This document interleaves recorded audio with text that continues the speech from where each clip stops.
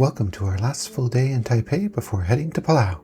Our primary goal for the day was to get to Taipei 101 for our lunch reservation for a fancy buffet.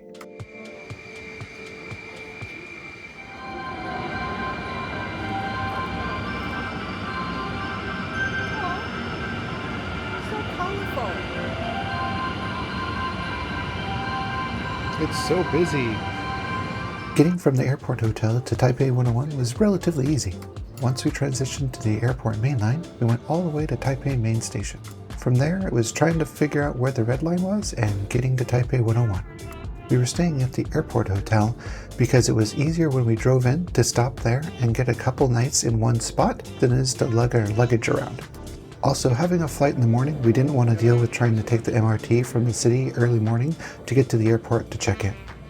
What this meant for this day was it was about an hour and a half one way to get from the airport all the way to Taipei 101.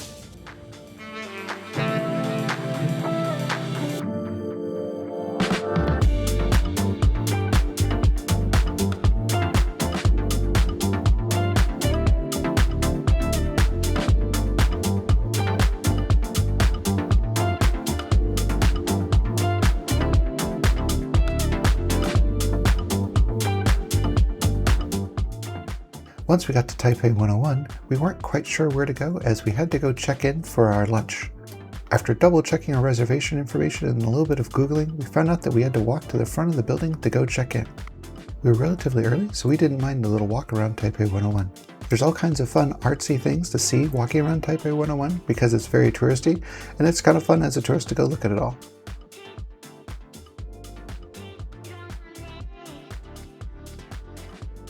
Once inside, we found the correct line to stand in to check in, which there was multiple lines to choose from. We then proceeded to stand in multiple lines, waiting multiple times to get up multiple elevators to get to the correct floor. In all, it took about 30 minutes to check in and take a couple elevators to get up to the right floor. Part of the reason it takes a while to get through is that every table gets their own escort and tour around the whole facility.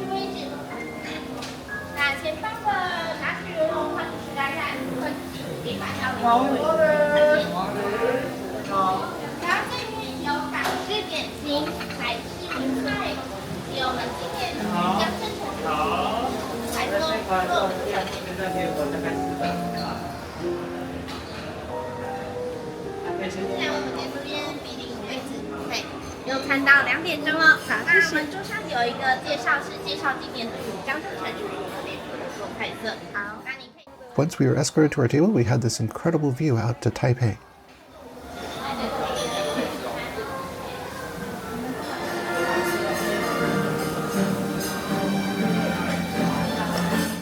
Other than the view, at set times they also have a colorful little light show where they make all the lights and some music match together.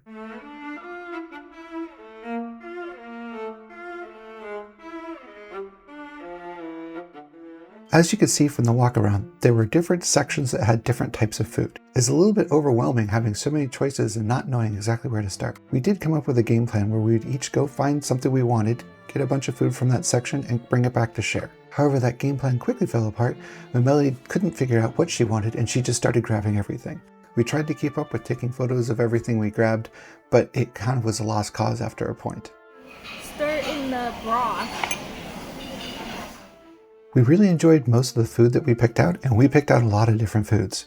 My favorite thing of the day was the first thing I picked out, which was a puff pastry on top of a soup, and it was spectacular. I could have just eaten 4 of those and been done and been super happy.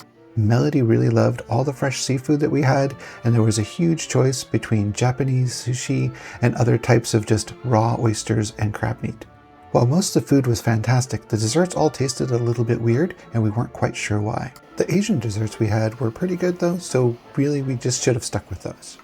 Regardless of flavor, everything was incredibly well presented and beautiful to look at. We spent a solid 2.5 hours there and enjoyed every minute of it with our spectacular views, the great ambiance, and the spectacular food.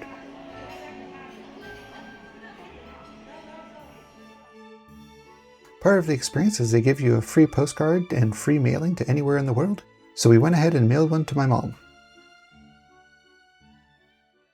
It was a little after 2:30 by the time we got back down to street level.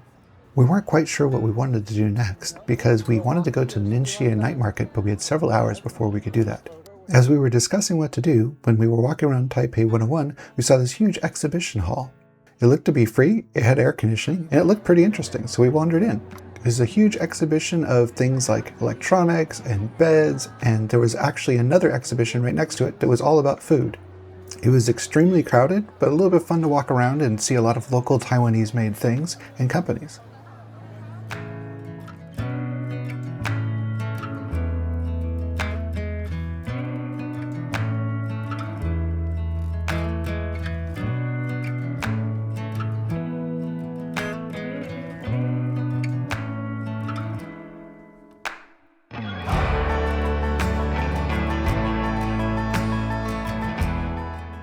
After getting a little bit tired of the crowds, we left the exhibition and then decided we would head to the next location. After a quick look on the map, we saw that the Yat-sen Memorial was pretty close by. It was easily within walking distance, so we walked by City Hall and headed on over to the memorial in the park nearby.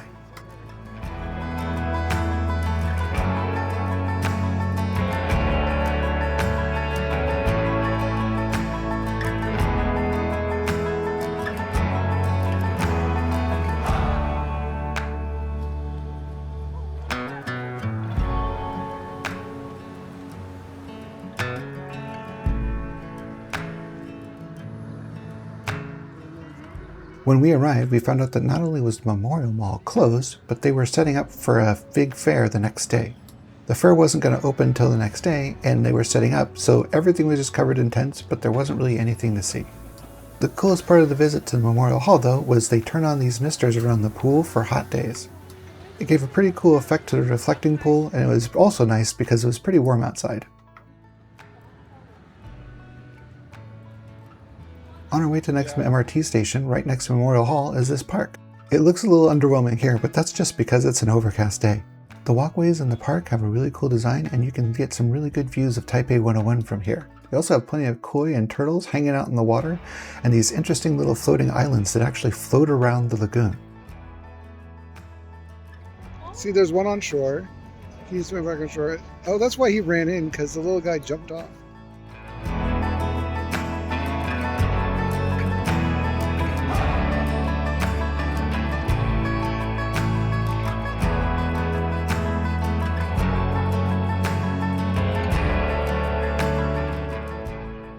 A short walk after the park was our train station to get to the Kai-shek Memorial Hall.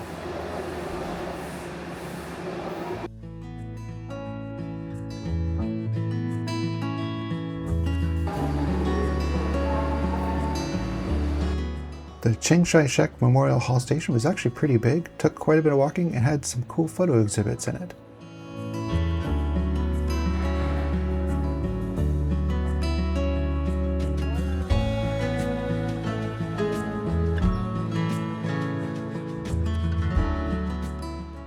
A short walk from the MRT entrance is the Liberty Square Archway, as well as Liberty Square and Kai-shek Memorial Hall. After spending all day in crowded areas, it was nice to get in a wide open space.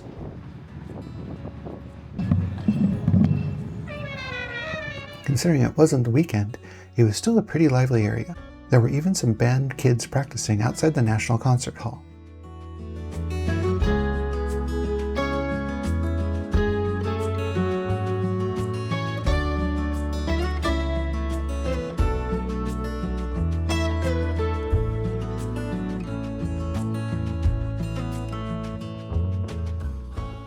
After making our way across Liberty Square, we were lucky enough to have the good timing of seeing the Taiwan ROC Honor Guard.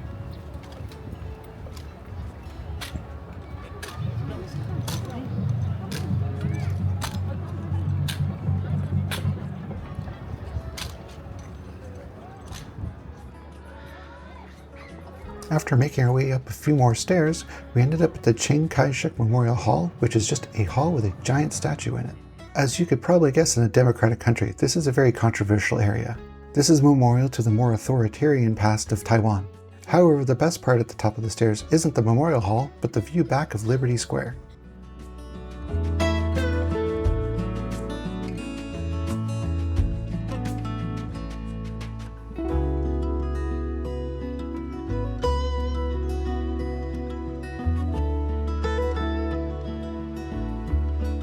It was a little after 5:30 by the time we left the Liberty Square, and we decided it was time to head to the night market.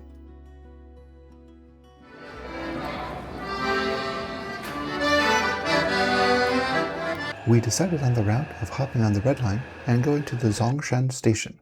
Once we got there, it was a few blocks walk to get to the night market, and there were signs along the way that showed us how to get there.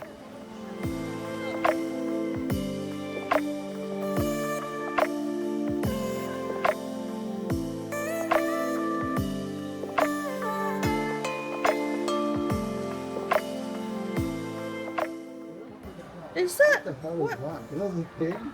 What? It is a pig. What? That's a weird looking pig.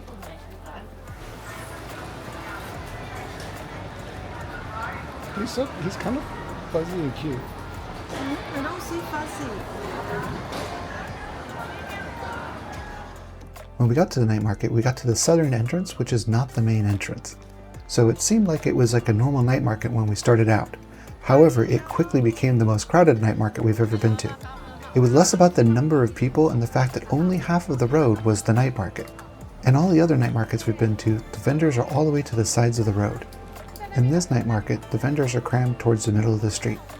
This means you have less than a full lane for all of these people to fit into.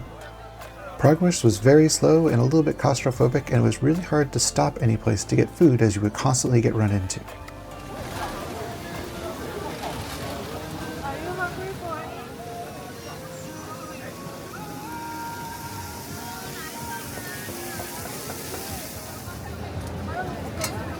你好。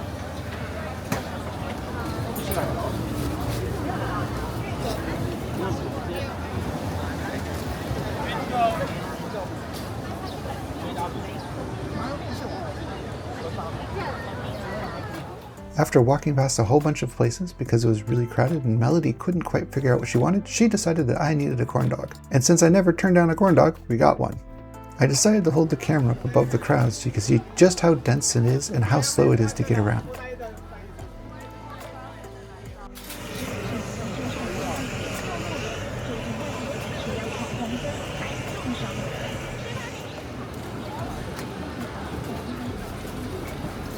After walking the whole length of the night market and Melody still not figuring out what she wanted, I saw donuts on the other side of the entrance to the night market. They had a really good review. I was still hungry, so I decided that I wanted a donut. These were some of the best donuts I've had anywhere, period, hands down, in a really long time. It was absolutely worth walking across the street from the night market for. Since you can't actually get anywhere walking down the main section of the night market, we decided to walk behind the stalls on one side of the street. Melody spotted this shaved meat sandwich place that said it was a Thai sandwich place, and she decided that this is what we were going to have for dinner.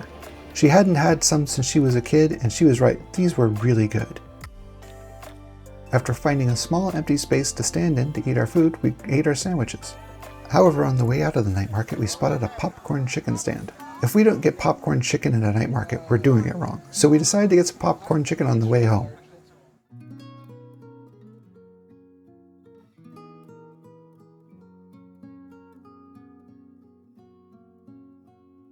By the time we left the night market, it was 7:30 p.m. and we were getting pretty tired. We decided to call it a day and headed back to the Zhongshan MRT station that we arrived in.